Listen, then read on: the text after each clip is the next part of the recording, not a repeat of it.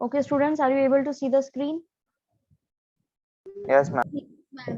If you have any problem regarding the intro of this topic, you can ask me.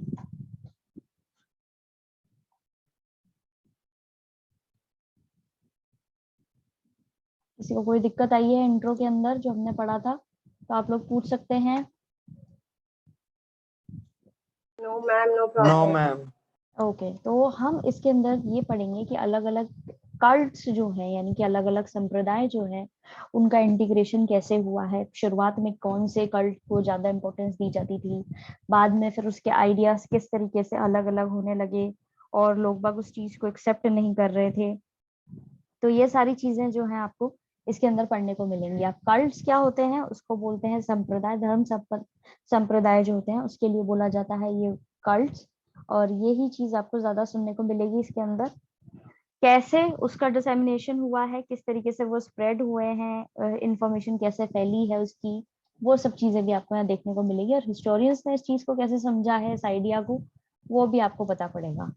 Mosaic of religious beliefs and practices, जैसा कि मैंने आपको बोला था, mosaic जो है एक तरह की चीज होती है, उसमें छोटे छोटे अलग अलग कलरफुल ग्लासेस होते हैं, उसको मिला करके आप एक पेंटिंग से बनाते हो, एक स्ट्रक्चर जो है वो बनाते हो. तो बेसिकली इसको यहाँ पर एक मेटामॉर्फिकल तरीके से मेटाफर यूज किया गया है. मोज़ेक ऑफ रिलीजियस बिलीव्स यानी कि अलग अलग धर्म के जो विश्वास हैं या जो उनकी प्रैक्टिसेस हैं उनकी एक यहाँ पे छोटी सी एक इमेज है. अलग अलग कल्चर और अलग अलग ट्रेडिशन से जो ली गई है. Perhaps the most striking feature of this phase is increasingly visibility of a wide range of gods and goddesses in sculpture as well as in text. सबसे important feature जो है इस फेज का वो ये है कि किस तरीके से अलग अलग वाइड रेंज हो गई थी उस समय तक. काफी वैरायटी एक तरीके से आप बोल सकते हैं. अलग अलग देव, अलग अलग देवियां जो है स्कल्पचर्स उनके देखने को मिल रहे थे, साथ साथ अलग अलग टेक्स्ट जो है वो भी देखने को मिल रहे थे. At one level, this indicates the continued and even extended worship of major deities, Vishnu, Shiva, and goddesses, each of whom was visualized in a variety of forms. एक लेवल पे अगर आप देखें तो ये चीज आज भी चली आ रही है. जो मेजर डाइटीज, मेजर भगवान रहे हैं उस समय के, विष्णु, शिवा या गॉडेसेस हुई हैं, अलग अलग देवियां हुई हैं, जिनको अलग अलग वैरायटी में जो है पूजा अर्चना जिनकी की गई है. पहला है 1.1 the integration of cults. Historians ने कोशिश करी इन चीजों को समझने की. अलग अलग उन्होंने प्रोसेसेस जो है वो फॉलो अप करे, डेवलप करे. पहला प्रोसेस था डिसेमिनेटिंग ब्राह्मणिकल आइडियाज यानी कि जो जिस तरीके से ब्राह्मणों के द्वारा जो चीजें चलाई हुई थी उस समय में उस चीज को समझना. इनको इन्होंने एग्जाम्प्लीफाई किया और समझा. इनके कॉम्पोजिशंस, इनका कंपाइलेशन, कैसे इनको इकट्ठा करके रखा गया है, कैसे प्रिजर्व किया गया है. पुराने टेक्स्ट जो पुराण है, वेद पुराण, उनको कैसे वो सिंपल संस्कृत वर्ड्स में लिखे गए हैं, उनको क्यों इस तरीके से लिखा गया, और क्या वो विमेन और शूद्रास को अलाउ था वो पढ़ना या उनको समझना, और कैसे उनको वैदिक लर्निंग से बिल्कुल अलग रखा जाता था. ये सारी चीजें आपको देखने को मिलेगी. दूसरी तरफ जो दूसरा प्रोसेस है वो ये है कि ब्राह्मण्स के द्वारा जो एक्सेप्ट करे जाती थी चीजें या जिस पे काम करना चाहता था, उनके बिलीव्स पर, उनके ऊपर क्वेश्चंस उठाए जाते थे कि भाई ये जो कास्ट को लेकर के और रिलीजन को लेकर के जो इन्होंने अलग अलग अपनी वो दे रखी हैं, क्या ये वाकई में सही है, या जो संस्कृत पुराने ट्रेडिशंस हैं उनके अंदर जो भी चीजें मेंशन की गई हैं क्या वो बिल्कुल करेक्ट हैं, या ये चीजें जो है सही नहीं है. ये सारे इस तरह की जो बातें हैं वो आपको जानने को मिलेंगी इसमें. इसको लाइन टू लाइन पढ़ते हैं. Historians who have tried to understand these developments suggest that there were at least two processes at work. Historians जिन्होंने इस चीज को समझने की कोशिश करी है उन्होंने ये सजेस्ट किया है कि उस समय में दो प्रोसेसेस थे. One was a process of disseminating Brahmanical ideas. पहला प्रोसेस था जिसमें वो ब्राह्मणों के द्वारा जो आइडियाज थे उसको फैला रहे थे, स्प्रेड कर रहे थे. This is exemplified by the composition, compilation and preservation of Quranic text in simple Sanskrit words. ये चीज कैसे कर रहे थे, डिसेमिनेटिंग कैसे हो रही थी इस चीजों की, कैसे इनको स्प्रेड आउट किया जा रहा था कि इन्होंने अलग अलग कॉम्पोजिशंस लिखे थे, फिर उनको कंपाइल किया था, इकट्ठा किया था, प्रिजर्व किया था पुराने टेक्स्ट के अंदर जो कि सिंपल संस्कृत वर्ड्स में लिखे हुए थे, लैंग्वेज में लिखे हुए थे. explicitly meant to be accessible to women and shudras. और explicitly यानी कि clearly वो किस चीज के लिए थे कि वो women और shudras जो हैं उन तक पहुंचे. who were generally excluded from Vedic learning, जिनको जर्नली वैदिक वेद जो होते हैं वो पढ़ने से उनको मना कर रखा था, यानी कि वो वैदिक चीजें जो हुआ करती थी, वेदों से रिलेटेड जो चीजें हुआ करती थी वो उनको अलाउ नहीं था। लेकिन पुराणिक जो पुराणों के अंदर संस्कृत और ये भाषा में जो सिंपल चीजें लिखी हुई थी वो उनको अलाउ था सुनना। At the same time there was a second process at work, और उसी समय दूसरा प्रोसेस जो था वो ये था, that of the Brahmins accepting and reworking the beliefs and practices of these and other social categories। वो ये था कि ब्राह्मण जो है एक्सेप्ट कर रहे थे और काम कर रहे थे दोबारा से विश्वासों पे, अपनी प्रैक्टिसेस पे, दूसरे सोशल कैटेगरीज जो थी उनको लेकर के। In fact many beliefs and practices were shaped through the continuous dialogue between what sociologists have described as great Sanskrit Puranic traditions and little traditions throughout the land। और इनफैक्ट इस चीज में माना जाता है कि कई सारी प्रैक्टिसेस और बिलीव्स जो है इन्होंने उस पर काम किया है, जब दोनों ब्राह्मण्स की द्वारा जो चीजें थी उस पर और जो दूसरी कैटेगरी के लोग थे उस पर। जो सोशलॉजिस्ट जो हैं वो मानते हैं कि इनके बीच में बिल्कुल कंटिन्यूस वाद विवाद हुआ है। जो सांस्कृतिक पुराने ट्रेडिशन है जिसको ग्रेट माना जाता है, जो दूसरा ट्रेडिशन जिसको लिटिल माना जाता है, उस चीज को लेकर के कंटिन्यूस वाद विवाद होने पर जो नया उनका सम अप हुआ, जो कंक्लूजन पे ये पहुंचे, उसके बाद में भी कई सारी चीजें इन्होंने अपनी एक्सेप्ट करी ब्राह्मणों ने भी दूसरे उसकी, और साथ साथ अपनी बिलीफ्स और प्रैक्टिसेस पे इन्होंने दोबारा से काम भी किया। फर्स्ट पैराग्राफ के अंदर किसी को कोई दिक्कत आई है तो आप लोग पूछ सकते हैं अभी। No ma'am. याद रखिएगा इसके अंदर जो हमने पढ़ा है वो दो प्रोसेस पढ़े हैं। पहला, कैसे ब्राह्मणिकल आइडियाज फैले। दूसरा, विमेन और शूद्रास जो है उनको अलाउ नहीं था वैदिक लर्निंग। ठीक है। तीसरी बात हमने ये जानी इसके अंदर कि ब्राह्मण्स ने एक्सेप्ट करा है और अपने बिलीफ्स और प्रैक्टिसेस पे काम किया है। दूसरे, is not clear. Then what should I do?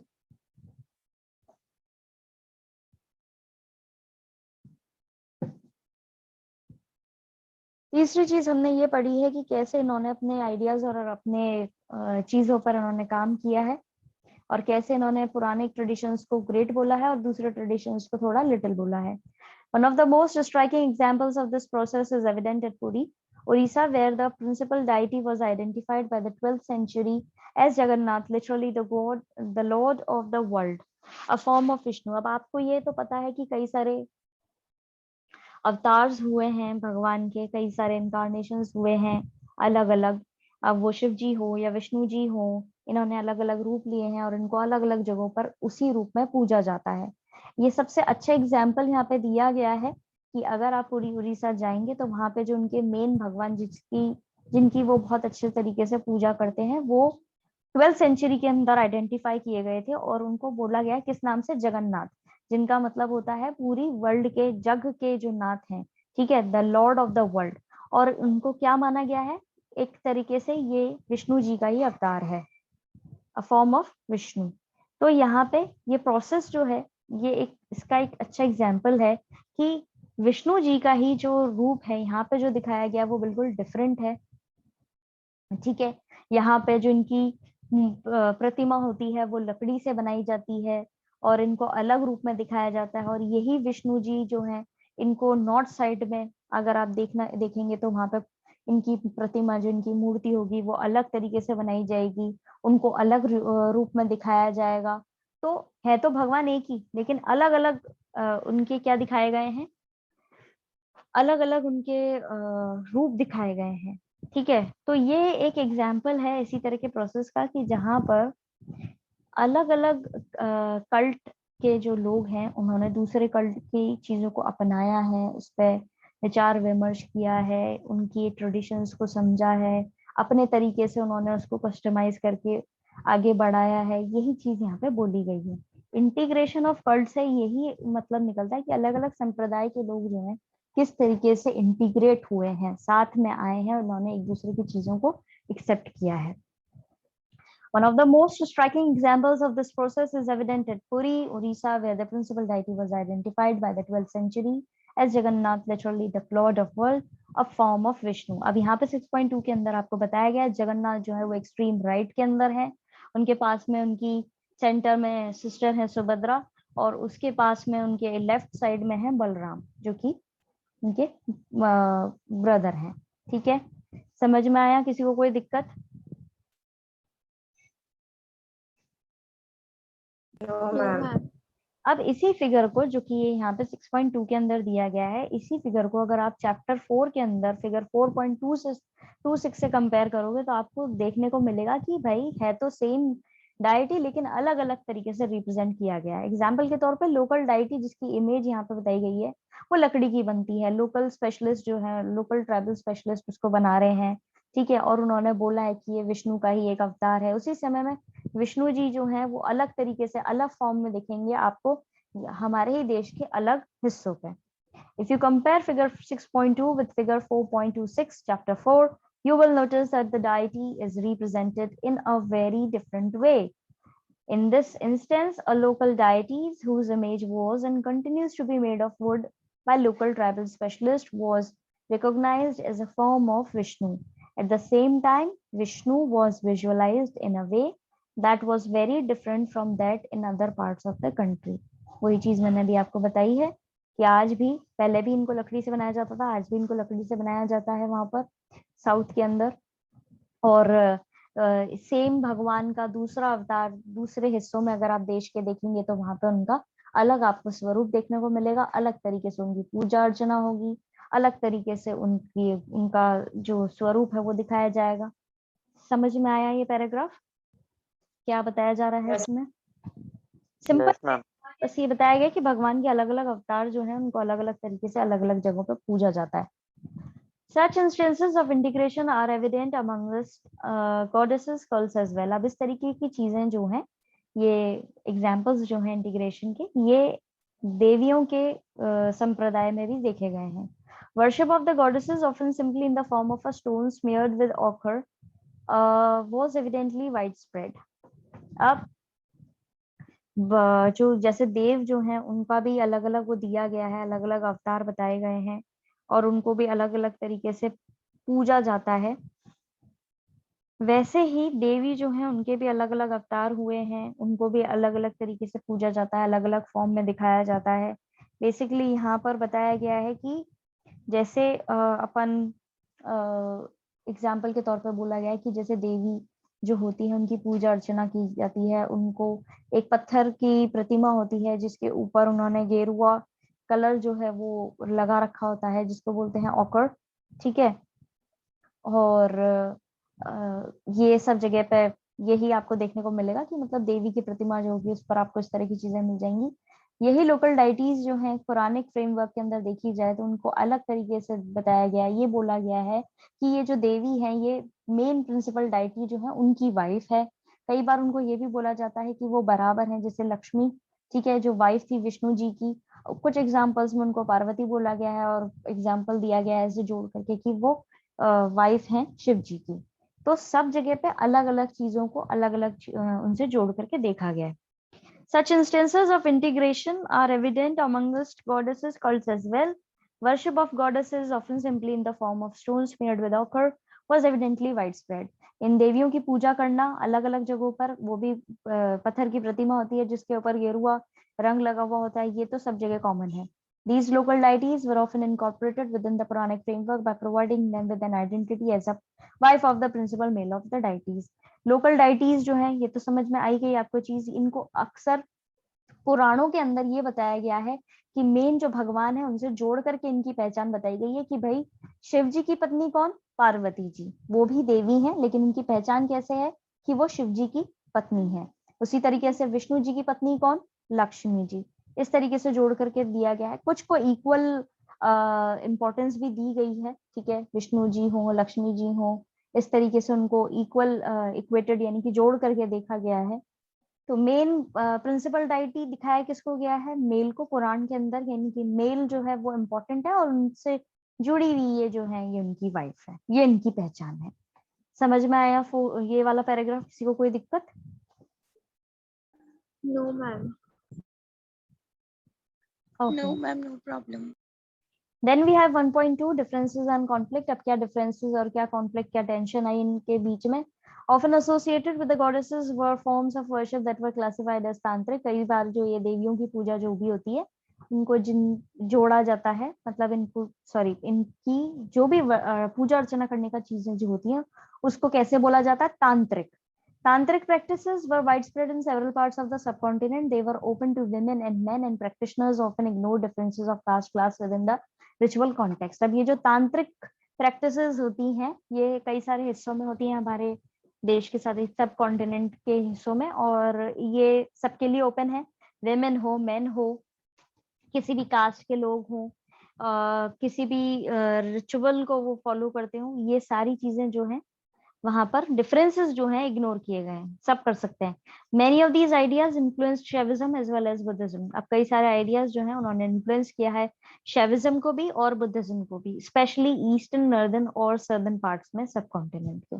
कैसे इन्फ्लुएंस किया है वो हम आगे पढ़ेंगे कि कैसे उन्होंने असर डाला है इन चीजों ने, इन चीजों पर असर कैसे हुआ है तांत्रिक चीजों का, वो हम आगे पढ़ेंगे। सिंपली यहाँ पे यही बताया गया है। All of these somewhat divergent and even disparate beliefs and practices would come to be classified as Hindu over the course of the next millennium. कई सारी चीजें जो है काफी डाइवर्स हैं यहाँ पर, काफी डिफरेंट बिलीफ्स हैं, काफी अलग प्रैक्टिसेस हैं, इनको एक कैटेगरी दी गई है हिंदू की काफी आगे आने वाले नेक्स्ट मिलेनियम तक। The divergence is perhaps the most stark if we compare Vedic and Puranic traditions. अब जो divergence है वो काफी अलग है अगर हम कंपेयर करें वैदिक और पुरानिक ट्रेडिशंस को। प्रिंसिपल डाइटीज जो है वैदिक पैंथियन के वो है अग्नि, इंद्र और सोमा, जो कि मार्जिनल फिगर्स बन के रह गए और रेयरली उनको देखने को मिलेंगे या आपको उनका रिप्रेजेंटेशन देखने को मिलेगा। यानी कि कहने का मतलब ये है कि प्रिंसिपल डाइटीज जो थे वैदिक ट्रेडिशन के अंदर वो हुआ करते थे अग्निदेव, इंद्रदेव और सोमदेव, ठीक है। और जिनकी आज के इसमें देखी जाए तो इतने इनके मंदिर आपको देखने को नहीं मिलेंगे, बहुत रेयरली आपको इनके बारे में पढ़ने को मिलेगा या बहुत ही रेयरली आपको इनके मंदिर मिलेंगे। और उसकी दूसरी तरफ देखा जाए तो विष्णु जी, शिव जी और जितनी भी गॉडेसेस होंगी वो आपको इजीली देखने को मिल जाएंगी, ठीक है। पुरानिक माइथोलॉजीज के अंदर जो पुराण के अंदर जो भी चीजें होती हैं मेंशन, उसके अंदर हर गली उसमें आपको इनके कोई ना किसी भगवान के मंदिर देखने को मिल ही जाएंगे, ठीक है। And while we can catch a glimpse of Vishnu, Shiva and the goddesses in Vedic mantras, these have little in common with the elaborate Puranic mythologies. However, in spite of these obvious discrepancies, the Vedas continue to be revered as authoritative. अब क्या है, ये इनकी झलक तो आपको देखने को मिल ही जाती है, विष्णु जी, शिव जी और जितने भी गॉडेसेस होते हैं, और इनके मंत्र जो होते हैं वो आपको देखने को मिल ही जाएंगे। कई सारी बहुत ही कॉमन कम चीजें देखने को मिलेगी वैदिक मंत्रों और पुरानिक माइथोलॉजी के बीच में, लेकिन आपको हालांकि ऑब्वियस चीजें देखने को मिलेंगी, और वो ये है कि वेदास जो है उनको अभी भी सबसे इम्पोर्टेंट चीज माना जाता है कि सबसे ऑथोरिटेटिव क्या है, सबसे बड़ा अधिकार किसका है? वेदास का है। समझ में आया? किसी को कोई दिक्कत? ये वापस तीन पैराग्राफ वापस से बताइए। देखो इसमें ये बोला गया है कि जैसे वैदिक और पुरानिक जो ट्रेडिशन होती हैं, तो पहली चीज तो ये है कि यहाँ पे सिंपली ये बताया गया है कि पहले के जमाने में जब वैदिक ट्रेडिशन चला करता था सबसे पहले, उसके अंदर इम्पोर्टेंस सबसे ज्यादा कौन से भगवानों को दी जाती थी? वो थे अग्निदेव, इंद्रदेव और सोमदेव, ठीक है। एक पर्टिकुलरली एक ऐसा फेमस इंपॉर्टेंट लोगों का जो है देवी देवताओं का ग्रुप हुआ करता था जिसको हम बोलते हैं पैंथियन, ठीक है, वैदिक पैंथियन। वैदिक पैंथियन के अंदर अग्नि, इंद्र और ये सोम वाली जो चीज आ जाएंगी। लेकिन अब क्या ये मार्जिनल फिगर्स बन के रह गए, यानी इनका दायरा जो है काफी सिमट गया है, लोग बागों को इनके बारे में आसानी से पढ़ने को नहीं मिलता, और ना ही इनके मंदिर आपको रिप्रेजेंट मतलब एज इन विजुअल फॉर्म में आपको देखने को मिलेंगे। अब ऐसा क्यों हुआ है? क्योंकि इंटीग्रेशन हुआ है, लोगों ने चीजों को अपनाया, काफी अलग अलग कल्चर्स की चीजें आई, उनको एक्सेप्ट किया, कुछ को पूरी तरह रिफ्यूज किया, ये उस कारण हुआ है, ठीक है। And while we can catch a glimpse of Vishnu, Shiva and goddesses in Vedic mantras, these have little in common with elaborate Puranic mythologies. इन सारी चीजों को अगर हम देखें तो ये वैदिक पैंथियन जो है उनसे रिलेटेड कम है, उनके अंदर आपको कोई इनका जुड़ाव देखने को नहीं मिलेगा। कॉमन चीजें जो होंगी ना वो बहुत ही कम होंगी, ठीक है। जो पुराण के अंदर चीजें बताई गई हैं, माइथोलॉजीज के अंदर मेंशन्ड है, ये जो पुरानी चीजें होती हैं, जैसे हमारी रामायण हुई, भगवत गीता हुई, ये सारी चीजें जो हैं वो, और वैदिक जो चीजें हैं वो, वेद जो हैं, इनके बीच में कॉमन चीजें आपको बहुत कम मिलेंगी। ये यहाँ पे बताया गया है। यहाँ पर कौन फेमस है? यहाँ पे विष्णु जी फेमस है, शिव जी फेमस है, इनकी पत्नियां जो हैं वो फेमस हैं, उनको ज्यादा लोग बाग वर्शिप कर रहे हैं, वो चीज बताई गई है। However, in spite of these obvious discrepancies, इतने ज्यादा अलग अलग चीजें होने के बावजूद भी, इतने भिन्नता होने के बावजूद भी, वेदास जो है अभी भी उनको सुप्रीम अथॉरिटी की तरह देखा जाता है, कि सबसे इम्पोर्टेंट जो है, सबसे अधिकार जो है, सबसे इम्पोर्टेंस उसका डेसिग्नेशन जो है वो वेदास को ही माना जाता है। समझ में आया? अब ये लाइन क्यों बोली गई है कि वेदास को ही माना जाता है, हालांकि वेदास को ही इम्पोर्टेंट मानते हैं? इसका मतलब सिंपली ये है कि जो इनके जमाने में अग्नि, इंद्रदेव और सोमदेव जो प्रचलित थे, पॉपुलर थे, और उनको बहुत इंपॉर्टेंस दिया जाती थी, लेकिन आज के जमाने में उनको इम्पोर्टेंस इतनी नहीं दी जाती, और आज के जमाने में विष्णु जी, शिव जी और उनकी पत्नियां फेमस हैं। इतना फेमस होने के बावजूद भी इनको इतनी वो नहीं, और उनकी वेदों जो है, वेद पैंथियन जो है, वैदिक पैंथियन, उनको ही सबसे ऑथोरिटेटिव माना जाता है। आप समझ आया? Yes ma'am, thank you. Okay, किसी और को कोई दिक्कत? बाकी बच्चे भी जवाब देंगे। No ma'am, no problem. तो आपने क्या करना है, आज आपको ये जितना भी पढ़ाया गया है उसको आप बैठ करके अपने हिसाब से पढ़ेंगे। जो वर्ड्स आपको समझ में नहीं आए हैं उसको डिक्शनरीज का यूज करके फाइंड आउट करेंगे, उसका मतलब लिखेंगे, और फिर जो जो भी चीजें मार्क कराई गई हैं उनको पढ़ेंगे, समझेंगे, और कोई दिक्कत आएगी तो अपनी प्रॉब्लम्स जो है इकट्ठी कर लेंगे, और कल की क्लास में आपकी प्रॉब्लम्स जो है सॉर्ट आउट कर दी जाएंगी। ये चैप्टर इम्पोर्टेंट है, इसमें से काफी क्वेश्चंस बनते हैं, और साथ साथ ये वाला जो पैराग्राफ है, ये जो बॉक्स दिया हुआ है ग्रेट एंड लिटिल ट्रेडिशंस का, ये भी आप पढ़ करके आएंगे। कल मैं इससे रिलेटेड क्वेश्चंस जो है आपसे पूछूंगी, और उसके बाद में आपको मैं खुद से भी वापस ये एक्सप्लेन करूंगी। ठीक है? समझ में आया?